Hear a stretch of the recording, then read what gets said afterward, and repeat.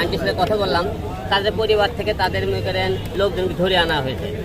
এই যে প্রতিদিন মনে করেন ছাত্রছাত্রী যে আমাদের সাধারণ মানুষ ধরে আনা হয়েছে, এই লোকগুলো তারা কোথায় যাইতেছে তার সন্ধান পাইছে সবাই কোথায় ডিবি অফিসে। আর ডিবি অফিসে প্রতিটা আসামি কেন আনা হয়? সেটা তো জেলখানা না।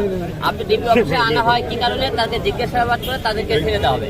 ডিবি অফিসে তারা জিজ্ঞাসা না করে তাদেরকে আটকে রাখতে, এই যে মনে করেন আজকে তাদেরকে মনে করেন সবাই ভাতের হোটেলে একটা রিপোর্ট উঠতেছে, দেখেন তাদেরকে খাওয়াইতেছে কেন রে ভাই?